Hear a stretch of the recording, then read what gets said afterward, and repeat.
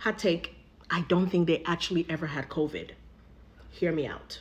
A story. I have an exclusive, something that I've never said out loud to anyone, particularly Emma, which is that we had dinner, I think it was a week or 2 weeks after you were cast, and then they were supposed to have a rehearsal the next morning at the office at Pinewood, and we went out to dinner. It was a lovely time.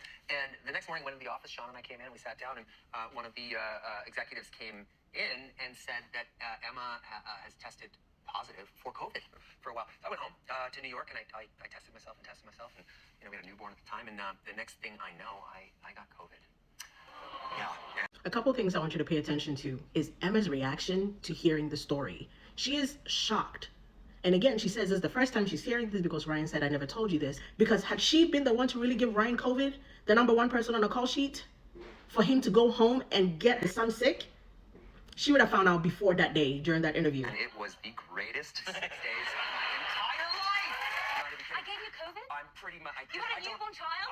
I don't socialize much, so I think it was you. I was just alone, and I got to just be alone. And if my husband called and said a coworker has COVID and so he's coming home, I'm making you test yourself in the UK. And sweetie, if it's positive, stay your ass in the UK residence. Either Blake Lively was delaying production long enough to not film those sex scenes, or she and Ryan were hoping to recreate the Barbie Oppenheimer moment, which they ended up getting. So this article was published May 25th, 2023. Deadpool 3 has started production.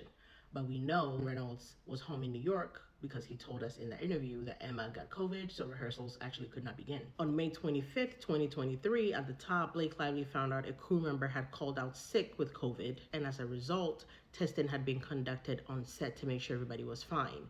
Later that evening on May 25th, Blake Lively informed production that she had become ill. Production offered to send someone to her house to test her and her family, but she declined. Lively did not return to production until June 1st, that's 7 days.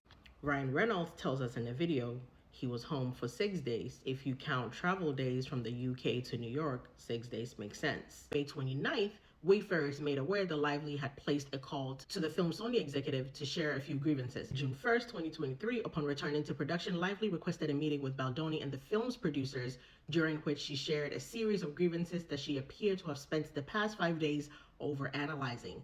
Well, what changed in the previous week? Ryan Reynolds came home and spent a week at home.